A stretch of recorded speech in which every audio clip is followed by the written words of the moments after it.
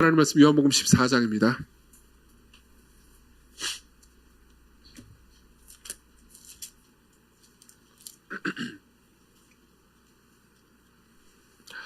요한복음 14장 1절부터 6절 말씀 제가 여러분들에게 읽어드리도록 하겠습니다. 요한복음 14장 1절부터 6절 하나님의 말씀을 들으십시오.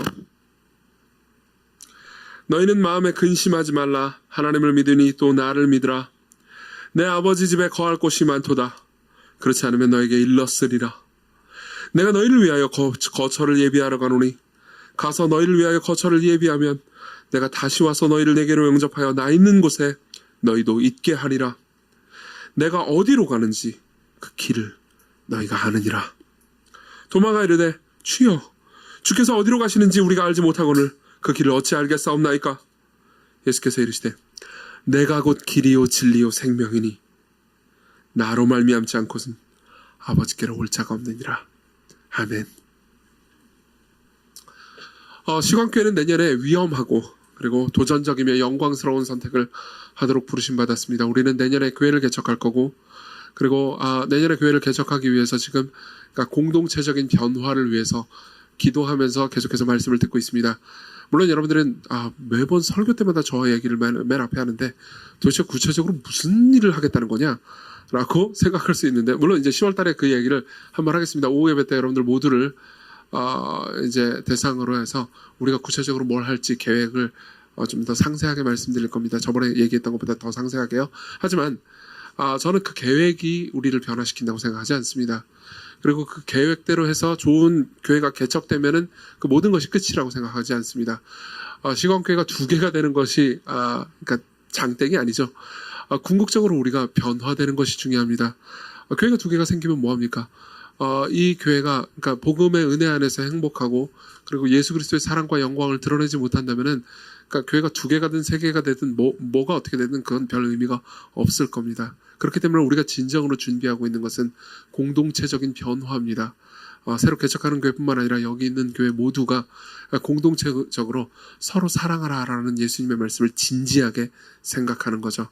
그리고 그것을 위해서 우리는 예수 그리스도께서 자기 제자들을 떠나시기 전에 마지막으로 하셨던 말씀 요한복음 13장부터 16장에 이르는 예수님의 고별 설교를 짚어보려고 합니다. 그리고 예수께서는 이 지점에서 이제 자신이 십자가로 가시기 전에 예수님 제자들에게 마지막 말씀들 즉 마지막 제자 훈련 트레이닝을 하고 계십니다. 그리고 이 상황에서 예수께서는 이제 1절에 이렇게 말씀하십니다.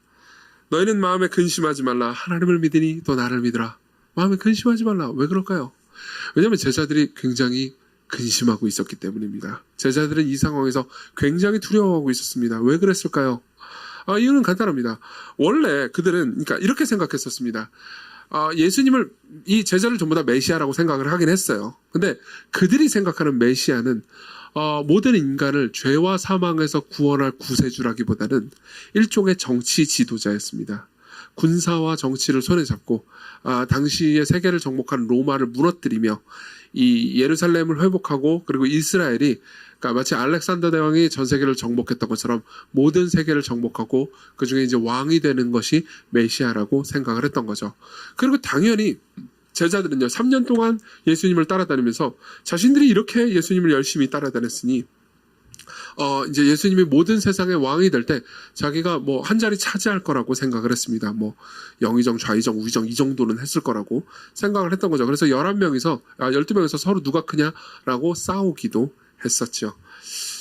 그런데 그런 상황에서 예수께서 자기가 떠난다고 말씀을 하셨습니다. 우리가 이미 보았지만 33절에 내가 떠난다 이렇게 말씀을 하셨습니다. 그리고 그 이전에 여러 번 자신이 십자가에 못 박혀 죽으실 것이라고 말씀하셨죠. 게다가 유다라고 지목하진 않으셨지만 누군가 자신을 배신할 거라고 말씀하셨고요. 그리고 또 베드로가 예수님을 3번이나 부인할 거라고 이야기를 하셨습니다. 그럼 당연히 베드로를 비롯한 모든 제자들은 두려워 떨 수밖에 없죠. 생각해 보십시오. 자신이 섬기는 저 왕이 떠난답니다. 갑자기 호련히 사라진답니다. 그럼 어떻게 되는 겁니까? 물론 자신이 사랑하는 스승이자 왕인 예수님이 자기를 떠난다라는 사실도 슬프고 두려운 일이었겠지만은 자 보세요. 3년 동안 내가 쌓아온 커리어가 몽땅 무너진 겁니다. 3년 동안 예수님을 열심히 쫓아다님으로써 나중에 잘 되면은 이제 예수님 옆에 좌의정 우의정, 그러니까 아주 그냥 권력과 돈과 힘을 가지고 한 자리 차지하겠지라고 생각을 했는데 그 모든 것들이 사라진 겁니다. 생각해 보십시오. 여러분들이 3년 동안 열심히 공부했는데 대학원에서 여러분들에게 학위를 주지 않는다고 생각해 봅시다. 그럼 끔찍하지 않겠습니까? 그죠? 3년 동안 어떤 회사에서 몇 분이 지금 끔찍해가지고 도리도리 하고 계시네요. 대학원생들인 것 같은데. 그리고 여러분들이 뭐 3년 동안 열심히 회사에서 일을 했는데 그 모든 커리어가 말짱 꽝이 됐다고 합시다. 끔찍하지 않겠습니까? 제자들 입장에서도 당연히 끔찍한 일이었습니다. 그러니까 예수님을 잃어버린다는 사실 때문에 끔찍하게 됐겠지만요. 자신의 3년의 생애가 다 낭비됐다는 생각에 끔찍했을 겁니다. 그러니까 두려워하고 있는 거죠. 그 상황에서 예수께서 뭐라고 말씀하십니까? 너희는 마음에 근심하지 말라. 게다가 27절에 보면 이렇게 말합니다. 예수께서는 너희는 마음에 근심하지도 말고 두려워하지도 말라. 예수께서 이 말씀을 하실 때 예수께서는 좀 특별한 섭리, 특별한 은혜를 전달하고 싶으셨던 것 같습니다. 왜냐하면 1절에서 단순히 근심하지 말라만 말하는 게 아니고 그 뒤에 보면 이렇게 말씀하시기 때문입니다. 읽어드리죠. 너희는 마음에 근심하지 말라. 하나님을 믿으니 또 나를 믿으라. 하나님을 믿으니 또 나를 믿으라. 이 얘기를 왜 했을까요? 이 얘기는 굉장히 특별한 말이었습니다. 그러니까 당시에 제자들 입장에서 특별하게 들릴 수 있을 만한 말인 거죠. 그리고 요한복음의 1차 독자들도 특별하게 들었을 겁니다. 왜 그런지 말씀드리겠습니다. 이 말이 되게 이상하기 때문입니다. 하나님을 믿으니 나를 믿으라. 이걸 좀 전달해드리기 위해서 제 이야기를 좀 해드리겠습니다. 저는 이제 9월로 학교로 들어오면서 제자론 학기랑 여러 가지 학기로 들어오면서 이제 일주일에 설교를 최소 2편을 하고 있습니다. 이번 주에 3편을 좀 이따가 오후에부터 제가 설교합니다. 청년 2부는요. 근데 이제 보통 2편을 하게 돼요. 그리고 2편을 하는데 지금 이제 금요일 날은 갈라디아서를 설교하고 있습니다. 여러분 금요일 날 많이 와주세요. 갈라디아서를 설교하고 있습니다. 그리고 주일 날은 요한복음을 설교하고 있습니다. 요한복음은요 예수님의 말씀으로 꽉 차 있습니다. 예수님의 고별 설교니까요. 그러니까 요한복음을 읽을 때는 저는 예수님의 말씀을 듣습니다. 갈라디아서는 바울이 쓴 서신입니다. 그러니까 바울이 쓴 거죠. 그렇죠? 물론 이제 바울이 쓴 것도 하나님의 영감 받아가지고 쓴 거니까 하나님의 말씀이긴 한데 어쨌든 바울과 예수님 화자가 다른 겁니다. 그리고 이제 한 주 내내 저는 갈라디아서하고 요한복음을 왔다 갔다 하면서 계속 묵상하면서 설교 준비를 하거든요. 그렇죠? 그러다 보니까 이제 좀 약간 헷갈릴 때가 있는 거죠. 그러니까 언제냐면 이제 한 번은 그러니까 이제 운전을 하면서 출근을 할 때였는데요. 이제 출근을 하기 전에 계속 머릿속으로 그러니까 예수님의 이 말씀 오늘 본문을 아니지. 예수님이 아니고 바울의 말을 계속 생각하고 있었습니다. 이제 엊그저께 제가 금요일날 설교했던 바울의 갈라디아서 4장 본문을 계속 머릿속에 계속 생각하면서 묵상하고 있었어요. 그리고 나서 이제 차에 탔습니다. 운전을 하려고요. 그리고 이제 설교를 이제 하나 들었는데 이제 어떤 외국 설교자의 설교를 들었어요. 근데 그 설교자는 오늘 우리가 할 본문을 설교를 했습니다. 그거를 이제 차 안에서 들으면서 오려고 마음을 먹고 있었죠. 그러고 나서 이제 처음 본문을 이분이 이제 외국 설교자가 이제 이거 제가 듣고 있는데 이 본문 그러니까 요한복음 14장 1절의 본문을 읽으면서 설교를 하는 거예요. 근데 요한복음 제가 계속 그 전에 바울을 생각하고 있었잖아요. 바울을 막 생각하고 있다가 이제 이분이 요한복음 14장 1절을 딱 읽고 있는데 이거를 제가 예수님의 말씀이라고 생각 안 하고 바울의 말이라고 생각하고 듣고 있었던 거예요. 계속 바울 생각밖에 없었으니까. 그리고 생각하면서 듣고 있는데 너희는 마음에 근심하지 말라. 하나님을 믿으니 또 나를 믿으라. 잠깐만요. 제가 바울이 하는 생각을 해가지고 잠깐만 바울이 이런 말을 했다고? 바울이 자기를 믿으라고 했단 말이야? 바울이 이단인가? 잠깐만 이거 지금 성경이잖아요. 뭐가 문제지? 이런 생각을 물론 길게 하진 않았어요. 한 몇 초 했습니다. 몇 초. 그러니까 잠깐 정신적으로 혼란이 들었던 거죠. 생각해보세요. 바울이 이 말을 했다고 생각해 보십시오. 바울이 하나님을 믿으니 또 나를 믿으라. 이상하지 않습니까? 바울이 이단이 되는 겁니다. 물론 바울은 그런 말을 한 적이 없습니다. 생각해보세요. 제가 여러분들한테 여러분 하나님을 믿습니까? 그럼 이정규도 믿으십시오. 그럼 어떻겠습니까? 여러분들 중간에 나갈 겁니다. 물론 이 말을 하지 않았습니다. 저는. 핵심은 이거죠. 이 말을 할 수 있는 존재는 두 사람밖에 없다는 겁니다. 진짜 하나님이든지 아니면 이단이든지요. 그렇죠? 예수께서는 이렇게 말씀하시는 겁니다. 너희는 마음에 근심하지 마라. 하나님을 믿으니 또 나를 믿으라. 이것은 단순한 친구나 스승의 위로가 아닙니다. 신의 위로입니다. 신이 여러분들에게 이렇게 말하는 겁니다. 너희는 마음에 근심하지 말아라. 두려워하지 말아라. 나는 그냥 나는 물론 너희들의 친구와 연인이자 그리고 너희들의 스승이지만 나는 그냥 친구나 연인이나 스승 정도가 아니다. 나는 신이다. 이렇게 말하는 거죠. 그렇죠? 그럼 그 신이 다시 말하면 하나님이신 동시에 사람이신 분이 주시는 위로의 본질이 뭡니까? 2절 3절에 나옵니다. 제가 읽어드리죠. 내 아버지 집에 거할 곳이 많도다. 그렇지 않으면 너에게 일렀으리라. 내가 너희를 위하여 거처를 예비하러 가노니 가서 너희를 위하여 거처를 예비하면 내가 다시 와서 너희를 내게로 영접하여 나 있는 곳에 너희도 있게 하리라. 무슨 말입니까? 예수께서 약속하신 위로의 핵심은요. 집이었습니다. 집이요. 여기 내 아버지 집에 거할 곳이 많다고 말하죠. 그렇죠? 그러면서 나는 간다. 근데 어디로 가냐면은 너희들의 집을 예비하러 간다. 이렇게 말을 하는 거죠. 자, 그러면은 이제 이렇게 우리는 생각할 수 있습니다. 이 집을 예수께서 제자들에게 약속하시는 것이 왜 그들에게 위로가 됐습니까? 그리고 예수께서 이 집을 약속하신 것이 어떻게 그들의 삶을 변화시켰을까요? 이걸 위해서 저는 이런 순서로 여러분들에게 말씀드리겠습니다. 본문을 근거로요. 첫 번째로는요. 이 집이 뭘 의미하는지 도대체 이 집이 무엇인지를 말씀드리겠습니다. 그리고 두 번째로는요. 이 집은 우리를 어떻게 변화시키는지 다시 말하면 여러분들이 이 집을 가지고 있다는 것이 여러분들의 삶을 어떻게 변화시키는지를 말씀드리겠습니다. 그리고 마지막으로는요. 어떻게 우리는 이 집으로 갈 수 있는지에 대해서 말씀드리죠. 하나씩 보도록 합시다. 첫 번째는 이 집이 무엇인가입니다. 2절에 보면요. 내 아버지 집에 거할 곳이 많도다 라고 되어 있습니다. 근데 여기서 거할 곳이라고 번역된 이 단어 있잖아요. 예.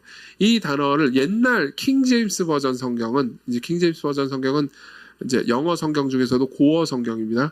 옛날 킹제임스 버전 성경은 이렇게 번역했습니다. 맨션이라고 번역했어요. 맨션 아세요? 예, 맨션, 빌라, 뭐 이런 거 있잖아요. 예, 요즘은 맨션이라는 단어 잘 안 쓰는 것 같은데. 이제 그냥 진짜 물리적인 집인 거죠. 그래서 이 예전에 이제 많은 분들이 요거를 이런 식으로 오해를 많이 했었어요. 그러니까 천국에 가면은 이제 집들이 쫙 있는데 예수님께서 집을 지금 짓고 계세요. 근데 이제 여기서 지상에서 수고를 많이 하고 뭐 교회에서 봉사도 많이 하고 전도도 많이 하고 그러면은 천국에서 뭐 100평짜리 집에 살게 되는 거고 그리고 이제 이 땅에서 이제 맨날 띵까띵까 놀면서 주일날 예배만 겨우 참석하고 예수님 겨우 믿은 사람들 있잖아요. 이제 그런 사람들은 이제 천국에 올라가서 이제 7평짜리 원룸에 살게 된다. 분리수거도 잘 안 되는 그런 곳에 살게 된다. 뭐 이런 식으로 얘기를 들어보신 적이 있는지 모르겠습니다. 제가 어렸을 때는 그런 식의 설교를 종종 들었습니다. 이렇게 오해를 하게 됐죠. 근데 여기서 말하는 거할 곳이라는 말은 그 맨션이 아닙니다. 그러니까 물론 이거는 공간적인 의미이기도 합니다. 그렇지만 훨씬 더 깊은 영적인 의미를 담고 있는 겁니다. 여러분 생각해 보십시오. 여러분들이 그리스도 안에 있잖아요. 무슨 말이냐면요. 여러분들이 예수 그리스도를 믿고 있잖아요. 그러면은 여러분들은요. 그러니까 온 우주 그분이 만든 피조세계 전체를 상속받게 됩니다. 100평이라고 해가지고 여러분들에게 큰 것이 아니라는 거죠. 그렇죠? 여러분들은 온 우주를 상속받게 됩니다. 자, 그런 측면에서 그러면 예수께서 말씀하시는 이 거할 곳, 예수께서 말씀하신 이 약속하신 이 집, 우리에게 약속하신 이 거처는 도대체 무엇입니까? 이것은 훨씬 더 영적인 의미입니다. 바꿔서 말하자면요. 그러니까 장소적으로 피조세계 전체를 의미하기도 하지만 하나님의 호의와 사랑 그리고 하나님의 은혜 안에 거하는 하나님의 임재를 가리키기도 합니다. 콜린 크루즈라는 학자는 이 본문의 의미를 그러니까 전체적으로 상세하게 주석을 하면서 이렇게 얘기합니다. 이 거할 곳은 하나님의 임재 안에 거하는 특권이다. 이렇게 말하는 거죠. 생각해보세요. 예컨대 우리는 나는 그 회사에서 몇 층의 자리를 가졌어 라는 말은 어떤 의미죠? 그러니까 내가 승진했어를 이런 식으로 표현하기도 하잖아요. 몇 층의 자리를 졌어. 뭐 보통 제가 옛날에 있었던 회사는 24층에 임원들이 있는 방이 있었습니다. 그리고 제가 이제 있는 사무실은 20층에 있었어요. 그래서 24층에 방 가졌다. 그러면 이제 승진했다라는 의미예요. 그럼 24층의 방이 그렇게 좋은 방이었냐? 좋은 방이었죠. 근데 이제 제가 있는 그 부서가 진짜 좋았어요. 이게 경치가 되게 좋았거든요. 그래서 사실은 제가 있는 부서 사무실보다 24층의 방이 경치는 좀 덜했습니다. 그렇지만 누구나 다 24층으로 올라가고 싶어 했죠. 왜 그랬을까요? 단순히 자리를 의미한다기보다는 그 안에는 지위, 인정, 그리고 성취에 대한 대가 이런 여러 가지 그러니까 소위 정신적인 것들과 영적인 것들 그리고 무형의 것들이 포함되어 있기 때문이죠. 그런 의미에서 저희는 24층이다라는 단어를 썼습니다.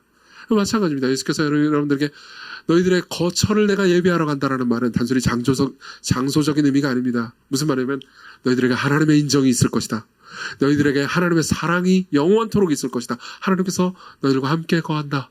하나님께서 너희들에게 늘 임재하신다. 나는 그 임재, 그 사랑, 그 거할 곳, 그 자리를 준비하기 위해서 가노라. 이렇게 말씀하시는 거죠. 자, 봅시다. 이게 바로 모든 인간이요 사실상 원하는 거처입니다.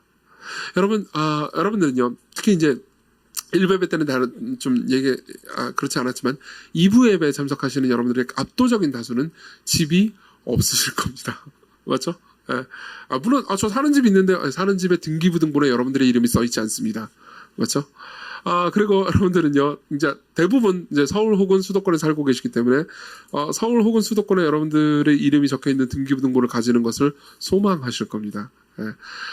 그리고 그것이 없기 때문에 여러분들은 마음속 깊은 곳에 불안을 가지고 있습니다. 맞죠? 이걸 비난하고 싶어서 이 얘기를 하는 게 아닙니다. 자, 보세요.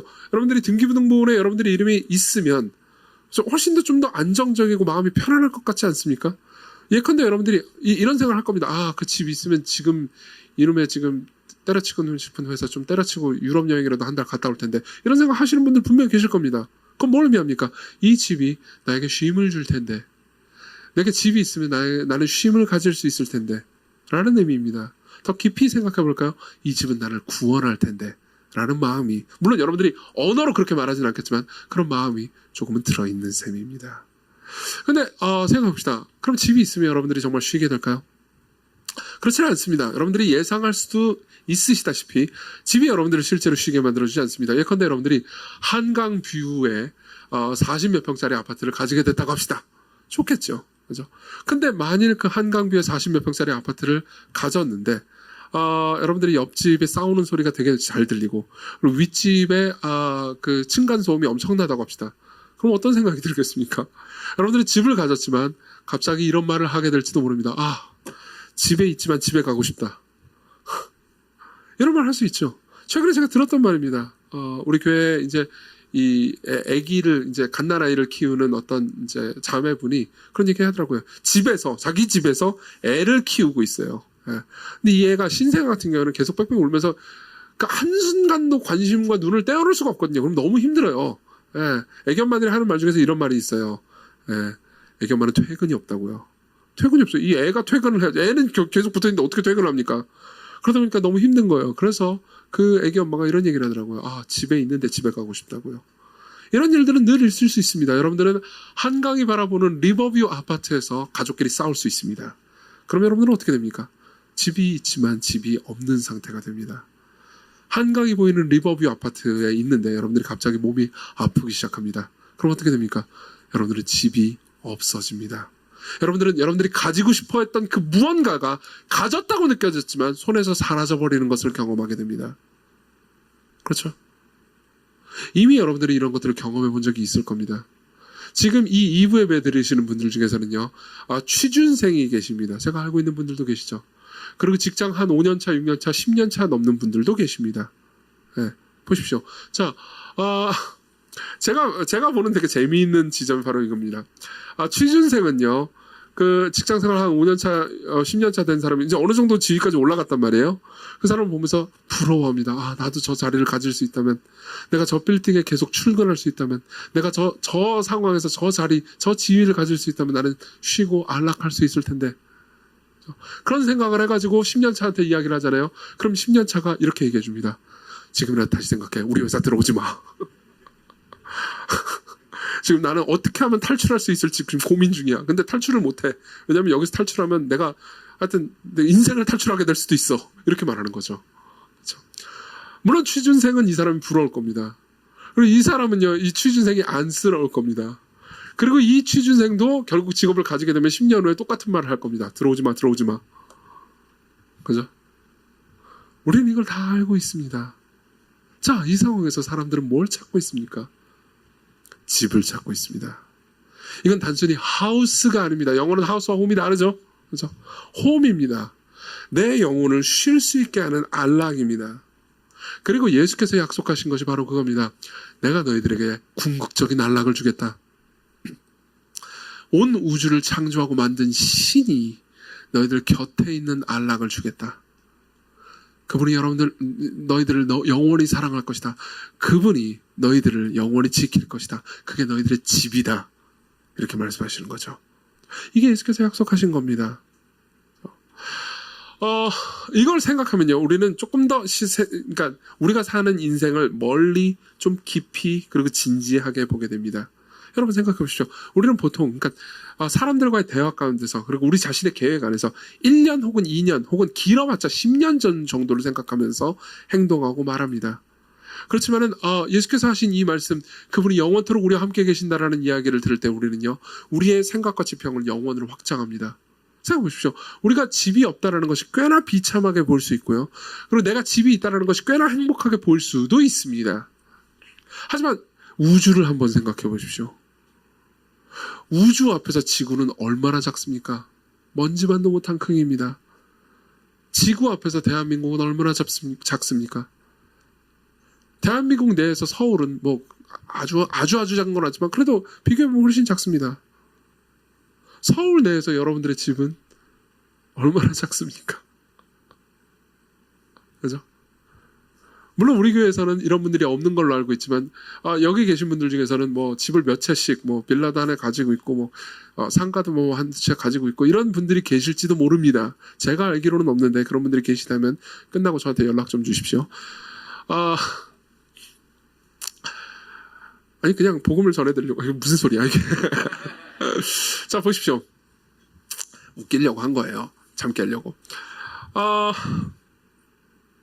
그래봤자 뭐 굉장히 많은 사람처럼 굉장히 그러니까 안정적이고 안락하고 편안한 사람처럼 보일 수 있죠. 그렇죠? 물론 여러분들은 그런 생각이 들 겁니다. 근데 생각해보세요. 여러분들이 만유를 우주를 상속받는다라는 것을 생각하면서 건물 몇 채 있다라는 것을 바라보십시오. 그 사람은 몇 개 안 가지고 있는 겁니다. 여러분 하나님께서는요 예수 그리스도 안에서 여러분들에게 그분이 지으신 피조 세계 전체를 상속해 주기로 결정하셨습니다. 그분이 지으신 모든 것을 여러분들에게 다 주시기로 작정하셨습니다. 그게 성경의 약속입니다. 여러분들에게 집이 있습니다. 라고 이야기를 하면 물론 이 중에서는 맞아 지금까지의 설교만 듣고도 맞아 진짜 내가 너무 이 조그만 세계에서 이렇게 아흥바흥 살았구나 하나님을 생각하면서 살아야지라고 착하게 생각하시는 분들이 분명히 계시겠지만 그렇지 않은 분들도 계실 겁니다. 저 인간 또 마약 놈네 그죠? 저 뽕 놓으면서 또 이상한 짓거리 하네 이런 생각하는 분들도 분명히 계실 겁니다. 자, 그 부분에 대해서 제가 여러분들에게 말씀을 드리겠습니다. 보십시오. 많은 사람들이 이렇게 생각합니다. 기독교가 일종의 사람들을 마취시키고 마약을 놓는 종교라고 생각합니다. 기독교는 사람들을 생각하지 못하게 만든다고 생각합니다. 그렇죠? 기독교는 지금 이 세상 과학적으로 굉장히 발전했고 이성이 발달한 세상에서 기독교를 믿는다는 건 이성을 포기하고 생각하기를 포기하고 그냥 앞에서 그냥 저 사람이 말 잘하는 목사가 하는 말을 사람들이 그냥 그대로 믿고 받아들이기 때문에 더 이상 깊이 생각하지 않는 것이 기독교라고 생각합니다. 그렇지만 그렇지 않습니다. 오히려 반대죠. 여러분들이 기독교를 진지하게 받아들이지 않는다면요. 오히려 여러분들은요. 깊이 생각하지 않은 겁니다. 이걸 잘 나타내주는 소설이 있습니다. 이반 일리치의 죽음이라는 소설이 있습니다. 읽어보신 분들이 계실 수 있습니다. 톨스토이가 쓴 거죠. 간단하게 내용을 소개해드리겠습니다. 이반 일리치의 죽음이라는 소설은요. 처음에 뭘로 시작하냐면 이반 일리치라는 사람의 죽음으로부터 시작합니다. 처음부터 그냥 죽어요. 죽은 부고가 나옵니다. 그리고 사람들이 장례식에 모이죠. 이반 일리치는 고급 관리였습니다. 판사였죠. 그리고 재산이나 사회적 명망이나 이런 것들이 아주 높은 사람이었습니다. 그러니까 누가 봐도 저 사람은 삶을 잘 살았다라고 생각할 만한 사람이었던 거죠. 이 사람은 모든 것을 가지고 있었습니다. 말 그대로요. 근데 실제로 장례식에 왔을 때 장례식 풍경은요. 겉으로 보일 때는 이반 일리치의 죽음을 슬퍼하는 사람들의 모임이었지만 사람들의 진짜 속은 좀 달랐습니다. 이반 일리치의 동료들은 그 장례식에 와가지고 빨리 끝나고 카드게임 할 생각밖에 없었고요. 그 중에 어떤 사람은 이반 일리치가 죽었기 때문에 그가 차지하고 있던 부장판사 자리를 자기가 차지할 수 있다고 속으로 좋아했습니다. 그리고 이반 일리치의 아내 미망인은요. 이반 일리치가 자기가 생각했던 것보다 좀 더 빨리 죽었기 때문에 자기가 타먹을 수 있는 연금이 줄어든 거에 대해서 염려하면서 변호사와 상의하고 있었죠. 이게 당시 모습이었습니다. 굉장히 끔찍하죠. 그렇죠? 그리고 나서 이제 이 소설은요, 그 뒤로 넘어가면 이반 일리치가 살아있을 때의 이야기를 해줍니다. 이반 일리치는 진짜 말 그대로 누가 봐도 잘 살았다고 말할 수 있을 만한 사람이었습니다. 그렇지만 그 사람은 마음속 깊은 곳에서 냉담함을 가지고 있었고 사람들을 깊이 멸시하는 삶을 살았습니다.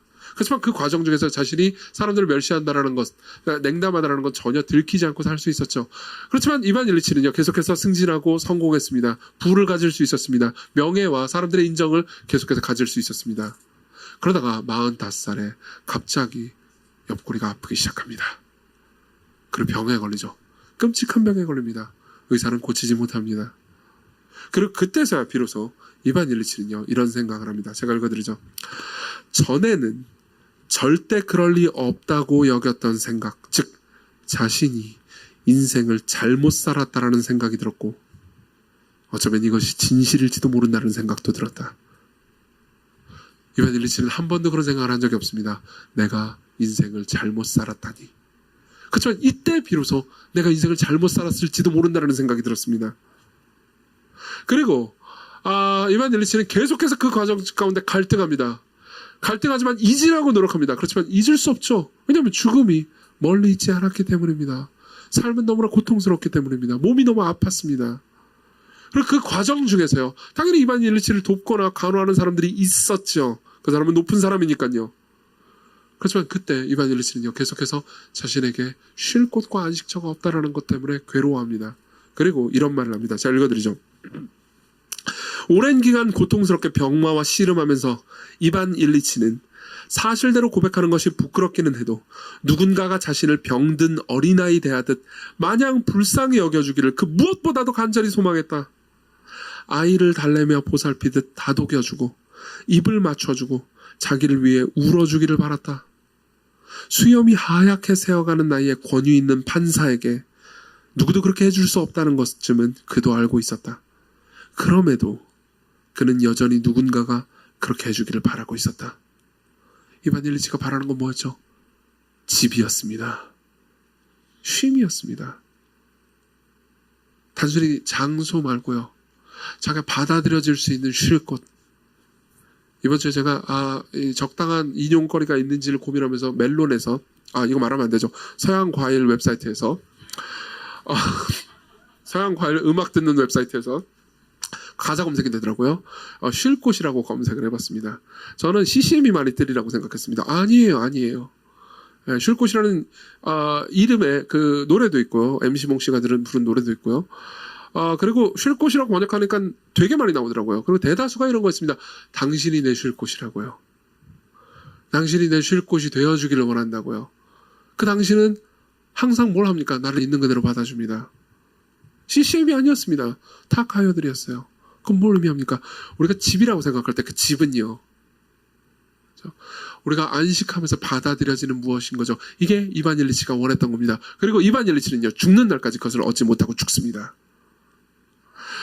이 소설의 진정한 주제의식이 나타나는 것은 이반 일리치가 한 말이 아니었습니다. 이반 일리치의 친구 중에요, 표도르 이바노비치라는 사람이 있습니다. 동료이죠.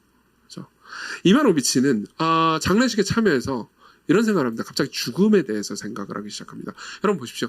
여러분 장례식에 다 참여해 보신 적이 있을 겁니다. 장례식에 참여하면 잠깐이라도 죽음을 생각합니다. 물론 여러분들은 육개장이 맛인지도 생각하죠. 그렇죠? 하지만 죽음에 대한 생각을 합니다. 그리고 가까운 친구의 부모님이 죽거나 아니면 뭐 가까운 사람이 죽었다 그러면 죽음에 대해서 자세히 생각하게 되죠. 저도 20대 때 제 친구가 죽은 적이 있었습니다. 20대인데 20대 초반에 암으로 죽었어요. 그러니까 젊을 때 암은 굉장히 빨리 진행되잖아요. 그리고 그때 제가 장례식에 갔을 때 처음으로 내 나이 때도 인간이 죽네라는 생각을 했었습니다. 그렇죠? 여러분들도 그런 적이 있을 겁니다. 그리고 당연히 이바노비치도 친구인 이반 일리치의 죽음 앞에서요, 죽음을 생각하죠. 근데 그 부분을 톨스토이는 이렇게 묘사합니다. 잘 읽어드리겠습니다. 이건 언제라도, 죽음은요, 언제라도 지금 당장에라도 내게 닥칠 수 있는 일이다. 이렇게 생각하자 표도르 이바노비치는 일순간 소름이 쫙 끼쳤다. 그러나 그것은 이반 일리치에게 일어난 일이지 나에게 일어난 일이 아니다. 나에게는 일어나서도 안 되면 일어날 수도 없다. 내가 죽는다는 이런 생각을 한다면 나는 쓸데없이 우울한 기분에 빠져 있을 뿐이다 하는 지극히 상식적인 생각이 부지불식간에 그의 머릿속에 떠올라 그를 위로해 주었다. 무슨 말입니까?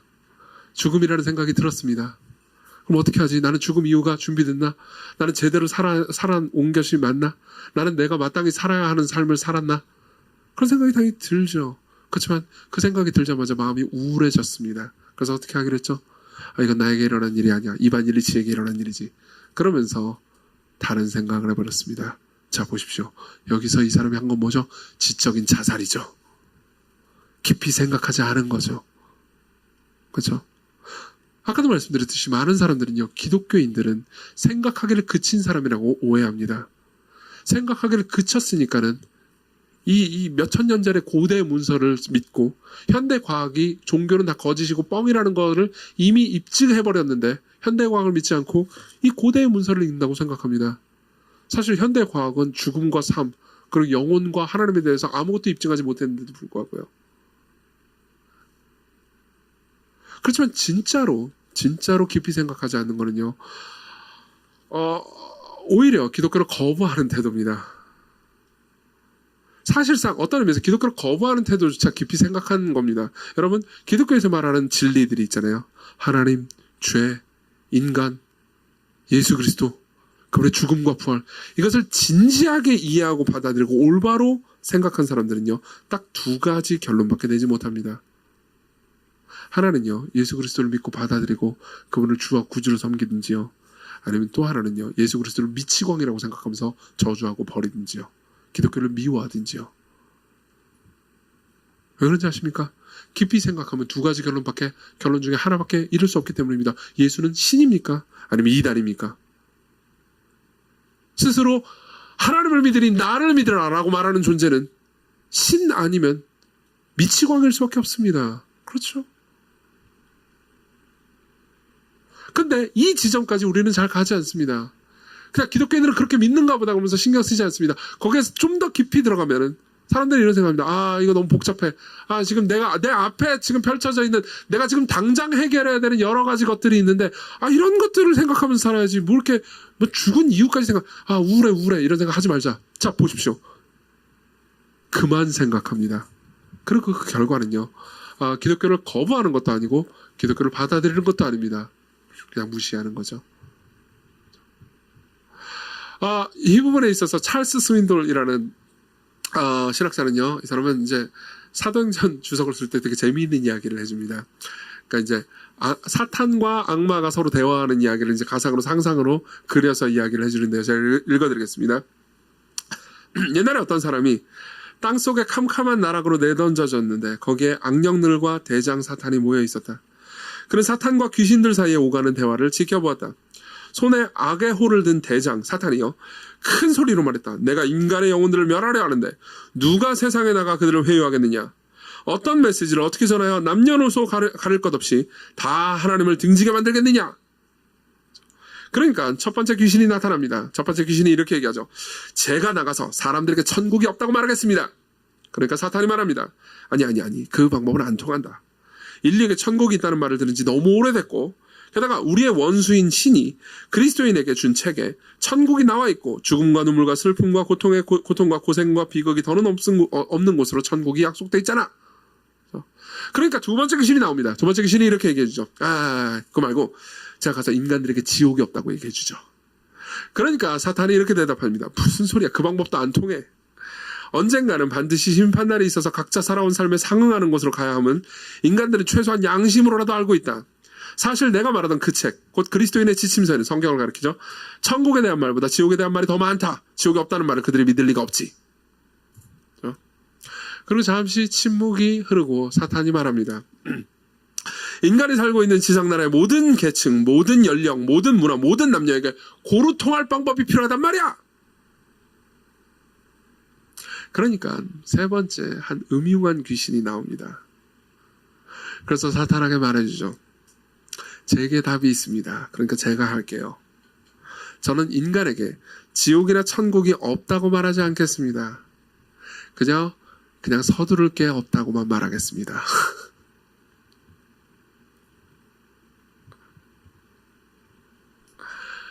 서두를 거 없어. 네가 지금 몇 살인데 서두르니? 아우 자꾸 복잡한 생각하지 마. 지금 당장 내일 네가 출근해가지고 해야 될 일 먼저 생각해.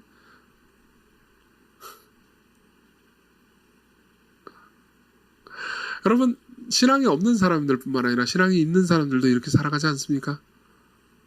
여러분들도 삶을 지금까지 살아올 때 신앙인으로서요. 여러분들이 이런 질문을 던져보지 않습니까? 종종 여러분들은 자기의 삶을 되돌아보면서 이런 질문을 합니다. 내가 마땅히 살아야 하는 사는 대로 사는 건가? 내가 정말 하나님 뜻대로 사는 게 맞을까? 근데 이렇게 사는 게 올바른 걸까? 내 삶은 하나님 보시기에 어떨까? 이런 생각을 시작합니다. 근데 이 생각이 조금 발전되면 여러분들 복잡해지잖아요. 첫 번째, 뭐 내가 아무리 생각해도 하나님 뜻대로 잘 사는 것 같아 보이진 않고, 그죠? 그리고 두 번째, 그런 생각을 하면 너무 근심, 걱정이 많아지고, 그리고 세 번째, 그런 생각을 너무 하면 내가 하고 싶지 않은 일을 왠지 해야 될 것 같고, 그렇죠? 하나님 나를 신촌으로 부르실 것 같고, 그게 가기 싫은데. 그리고 내가 하고 싶은 걸 못하게 할 것 같습니다. 내가 마땅히 살아야 하는 삶을 내가 살고 있는 게 맞나? 그리고 우리는 생각하죠. 모두가 죄인이라며. 이정규는 맨날 모두가 죄인이라고 말하잖아. 그러니까 당연히 못 살지. 그러니까 이렇게 기분 나쁘게 더 이상 우울하게 그런 생각하지 말자. 자, 내일 일단 점심을 뭐 먹을지 생각하자. 왜냐하면 여러분들이 점심을 뭐 먹을지 생각할 때 여러분들의 머리에는 도파민이 흐르기 때문입니다. 최소한 저한테는 그렇습니다. 안 그런가요?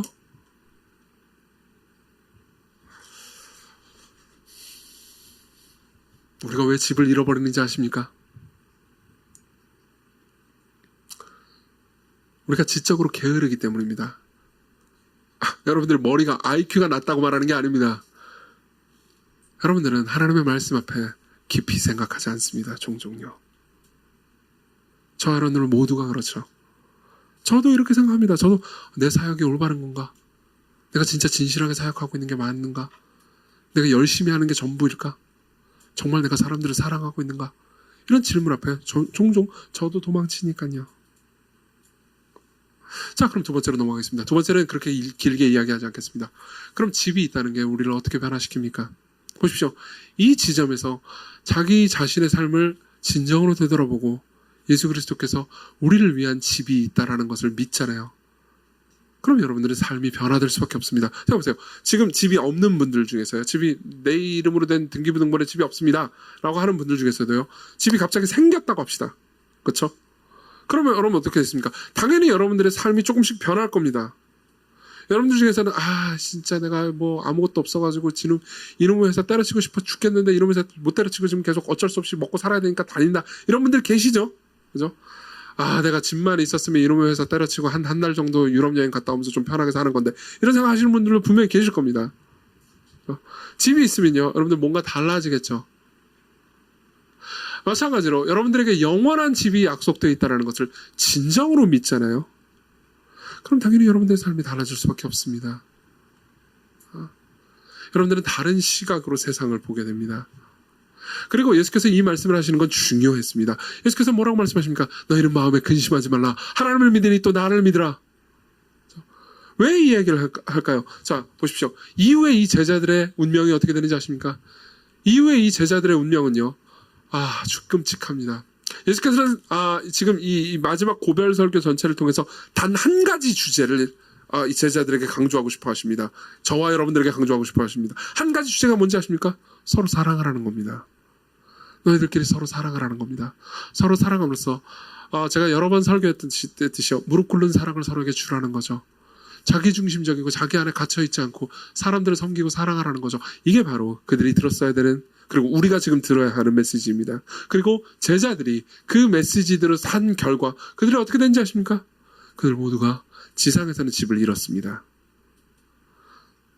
베드로를 비롯한 10명의 제자는요 순교당했습니다. 그리고 한 명의 제자는요 유배당해서 쓸쓸한 죽음을 맞이했죠. 그게 이 요한복음을 쓴 사도 요한입니다. 11명 모두 세상엔 집이 없었습니다. 그리고 예수께서는 그것을 미리 알고 계셨죠. 그렇기 때문에 예수께서는 말씀하십니다. 아무것도 근심하지 말아라. 하나님을 믿으니 나를 믿으라. 내가 너를 위해서 거처를 예비하러 가노라. 너희들에게 집이 없는 게 아니다. 너희들에게는 영원한 집이 있다. 너희들에게는 내 아버지의 영원한 사랑과 만족이 있다. 너희들에게는 내 아버지의 영원한 인정이 있단다. 온 우주가 너희들에게 상속받기 위해, 너희들에게 상속하기 위해 준비되어 있단다.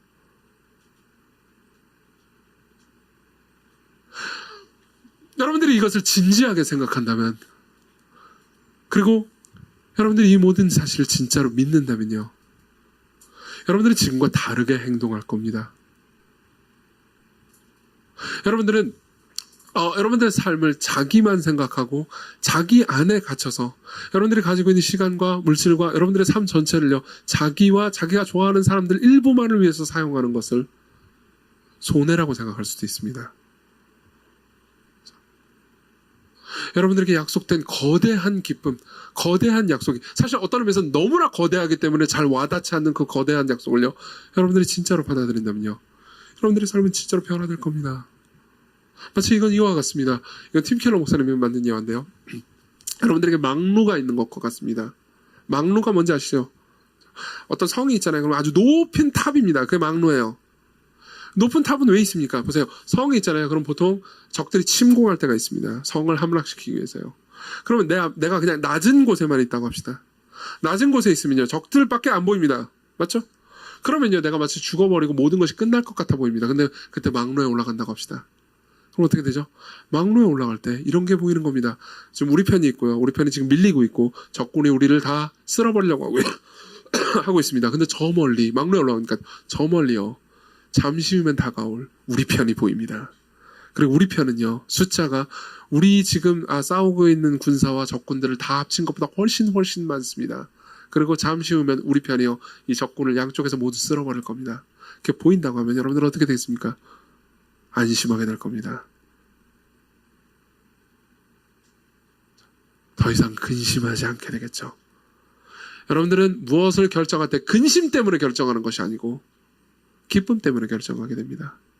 여러분들은 사람들을 섬길 때 근심 때문에 사람들을 섬기는 게 아니고요, 기쁨 때문에 섬기게 됩니다. 사람들에게 무언가를 줄 때 여러분들은 근심 때문에 내가 이 사람들에게 주지 않으면 내가 사회적인 입지가 약해지겠지, 이것 때문에 사람들에게 주거나 섬기는 것이 아니고요, 기쁨 때문에 주거나 섬기게 됩니다.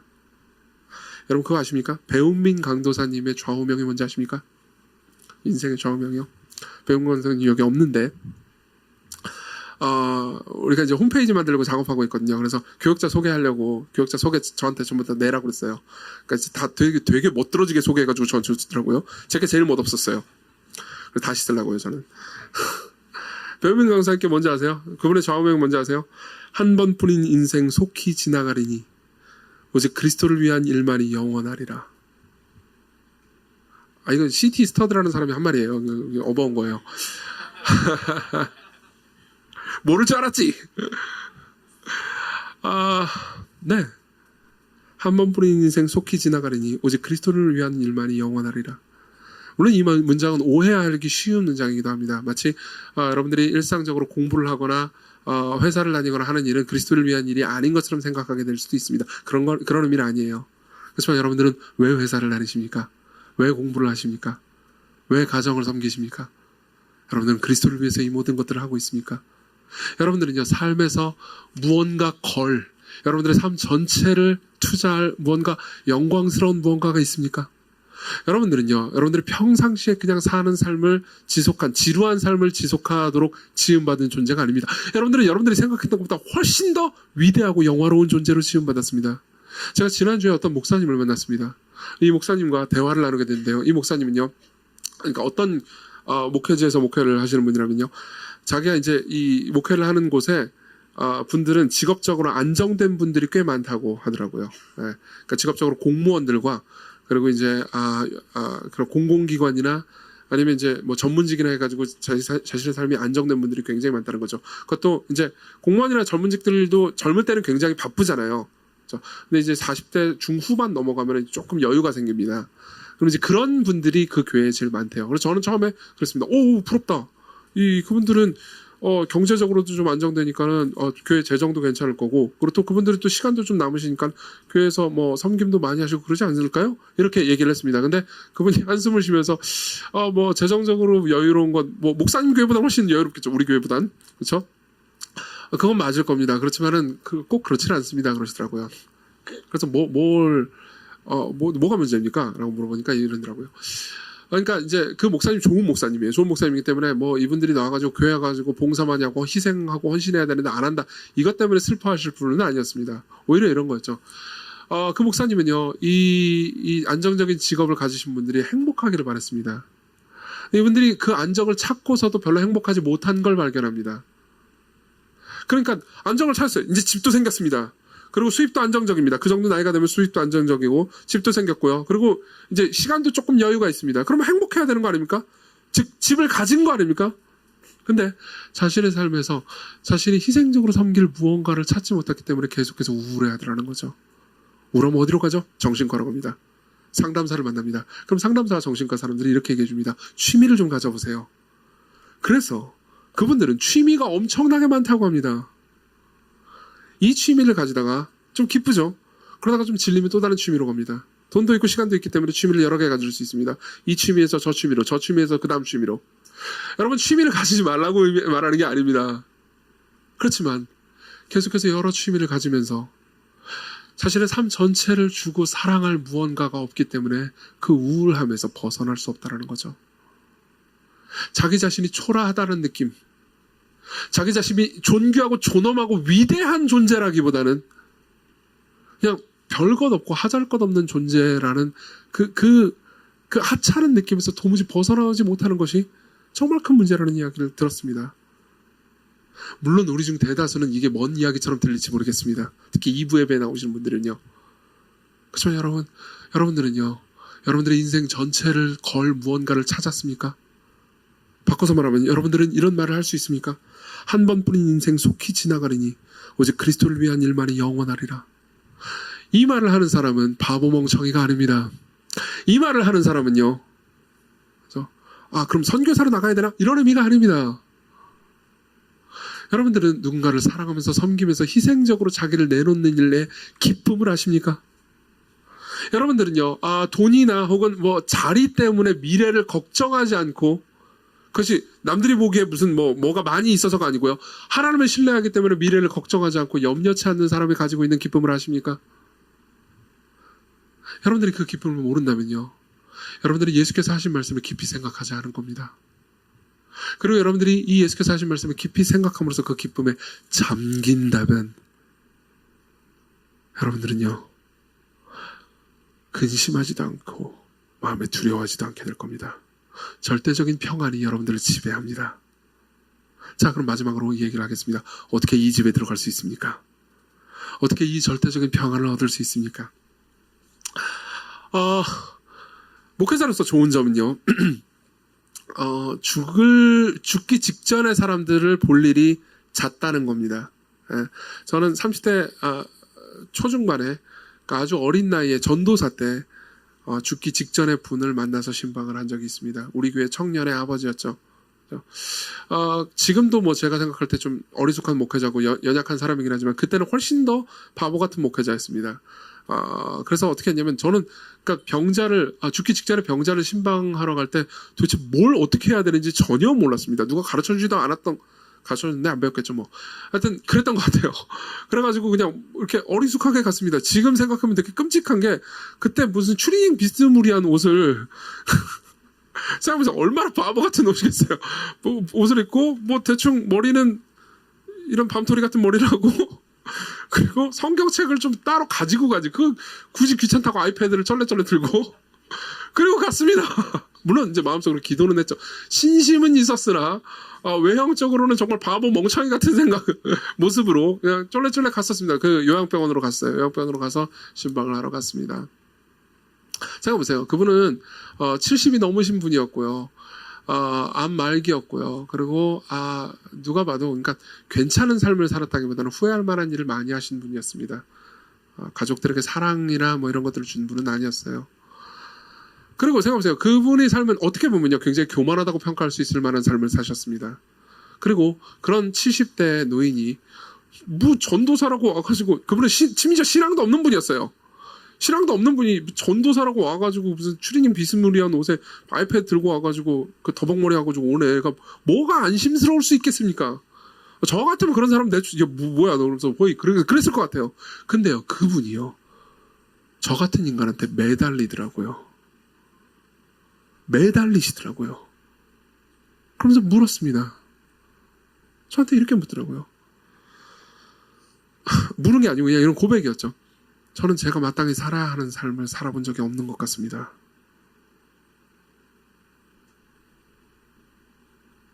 저는 어떻게 되는 건가요?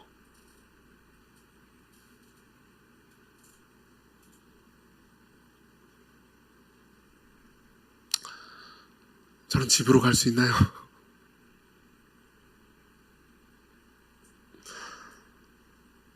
그때 제가 읽어드렸던 말씀이 이 말씀이었습니다. 14장 1절 2절 말씀이죠. 3절까지의 말씀이죠. 그때 제가 그분한테 이렇게 얘기했으면 좋았을 법한 버전으로 여러분들에게 말씀드리겠습니다. 예수께서 이렇게 말씀하십니다. 죄송해요. 내 아버지 집에 거할 것이 많도다. 그렇지 않으면 너에게 일렀으리라. 내가 너희를 위하여 거처를 예비하러 가노니.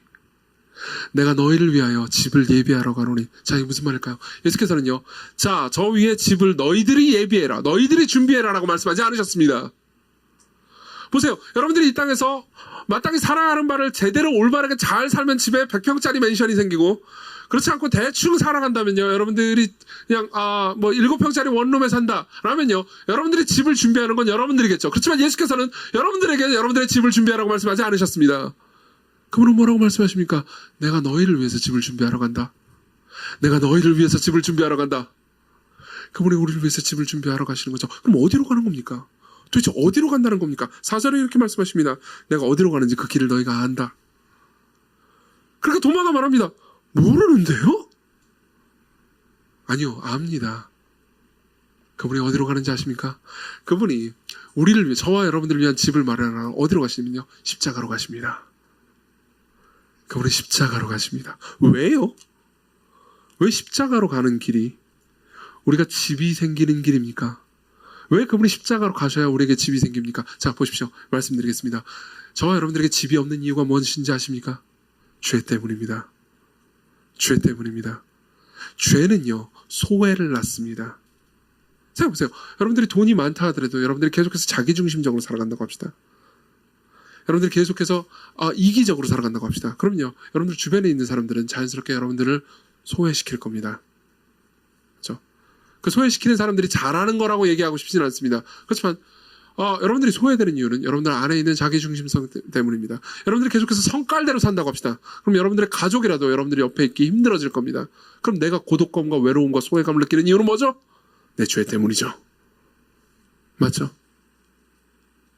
이것은 인류의 슬픔입니다. 언제 이 일이 처음 시작된지 아십니까? 첫 인류가 하나님 앞에 범죄했을 때 인류는요, 에덴 동산에서 쫓겨났습니다.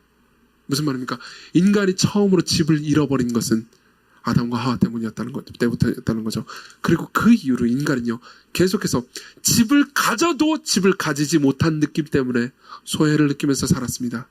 이게 모든 인간이 심지어 집을 가졌는데도 불구하고 집이 없다고 느끼는 느낌의 근원입니다. 그리고 예수께서는요, 마땅히 살아야 하는 삶을 올바로 사신 그분이, 하나님의 말씀과 율법을 다 지키신 그분이요, 십자가로 가십니다. 그리고 그분은 거기서 소외를 당하시죠. 십자가에서 그분이 겪은 것은 단순히 육체적 고통 정도가 아니었습니다. 그분은 성부 하나님께 쫓겨나신 겁니다. 그분은 성부 하나님께 버림을 받으셨습니다.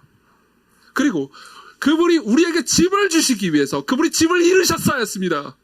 그분이 하나님의 사랑과 성부 하나님의 사랑과 받아들여짐이라는 집을 이루셨어야 했습니다. 그분이 성부 하나님과의 영원한 연합과 기쁨이라는 집을 이루셨어야 했습니다. 그리고 그분이 집을 이루셨기 때문에 그분은요, 길들을 제시하러 오신 분이 아니고 길이 되실 수 있었습니다. 6절은 뭐라고 말합니까? 예수께서 이르시되 저는 길을 모릅니다 라고 도마가 말하니까 이렇게 얘기합니다. 아니 내가 길이다. 내가 길이고 진리요 생명이다. 무슨 말입니까? 다른 모든 종교는 길들을 제시합니다. 너희들이 이 길을 따른다면, 이 방법을 따른다면, 이런 일들을 행한다면, 이런 선행을 행한다면 너희들은 신의 호의를 받을 수 있을 것이다. 철학은 이렇게 말합니다. 알랭드 보통 같은 사람들은 이렇게 말합니다. 너희들은 이런 행동을 해라. 이런 생각들을 해라. 이런 지혜로운 길들을 따라라. 그럼 너희들의 삶은 행복해질 것이다. 심리학자들은 이렇게 말합니다. 너희들이 이런 마음을 먹어라. 이런 취미를 가져봐라. 이런 생각들을 해봐라. 그럼 너희들의 삶은 괜찮을 거다. 너희들은 우울감에서 해방될 것이다. 심리학자든 철학자든 종교인이든 누구든 과학자든 이런 길들을 따르면 여러분들은 행복해지거나 만족하거나 집을 찾을 수 있을 거라고 말합니다. 그렇지만 예수께서는 그렇게 말씀하시지 않았습니다. 예수께서는 너희들이 이 길을 따르면, 저 길을 따르면 너희들이 행복해질 것이다 라고 말씀하지 않으십니다. 오히려 나는 너희들에게 길이 됐다. 내게로 오라. 너희들이 마땅히 행해야 되는 걸 내가 다 행했다. 너희들이 지금까지 삶을 살면서 너희들이 마땅히 살아야 하는 삶을 살지 못했냐? 내가 너희를 위해서 너희들이 마땅히 살아야 하는 삶을 살았다. 그리고 너희들이 마땅히 죽어야 하는 죽음을 내가 대신 죽었다. 너희들이 마땅히 쫓겨나야 되는 쫓겨남을 내가 경험했고, 너희들이 당해야 되는 소외를 내가 당했다. 내게로 오라. 내가 너를 데리고 내 아버지 품으로, 아버지의 영원한 집으로 너를 이끌어가겠다. 여러분, 한 가지 얘기만 하고 마치겠습니다. 설교가 길어져서 죄송합니다. 많은 사람들이 이렇게 생각합니다. 예수께서 십자가의 길을 걸어가셨어요. 그렇기 때문에 우리도 십자가의 길을 걸어가야 된다고 생각합니다. 맞습니다. 이 말은 틀린 말이 아니에요. 여러분들이 십자가의 길로 걸어가야 합니다. 저도 마찬가지고요.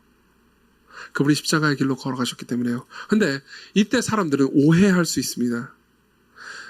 예수께서 십자가의 길로 걸었기 때문에 그분은 우리를 가지실 수 있었습니다. 우리를 사실 수 있었습니다. 근데 우리는요, 우리가 십자가의 길로 걸어가기 때문에 집을 얻거나 하나님의 사랑을 받을 수 있는 게 아닙니다. 아니에요. 우리는 하나님의 사랑을 받았기 때문에 십자가의 길을 걸어갈 수 있습니다. 우리는 이미 집을 가지고 있기 때문에 십자가의 길로 걸어갈 수 있습니다. 여러분 보십시오. 이런 말을 하고 싶지 않을 때가 있습니다. 저도. 그죠? 야, 니들이 순종해야 집을 가질 수 있어. 이런 식으로 말하고 싶을 때가 있습니다. 근데 그건 진리가 아니에요. 그 이단. 제가 여러분들에게 그런 말을 한다면 저는 이단입니다. 저는 이렇게 말할 겁니다. 성경이 말하는 진리대로 얘기해드리죠. 여러분, 그리스도께로 오십시오. 그럼 여러분들은 집을 가집니다. 여러분들의 선행이 없이도 집을 가집니다. 여러분들이 십자가를 지지 않아도 여러분들은 집을 가집니다. 하나님께서는 여러분들을 사랑하십니다. 있는 그대로요. 그러나 하나님께서 여러분들에게 영원한 집을 주시기 때문에, 여러분들이 하나님의 사랑을 절대 잃지 않을 것이기 때문에 여러분 십자가의 길을 가십시오. 사람들을 사랑하십시오. 기꺼이 희생하십시오. 하나님의 사랑이 여러분들에게 용기를 줄 겁니다. 그리스도께로 오십시오. 기도합시다.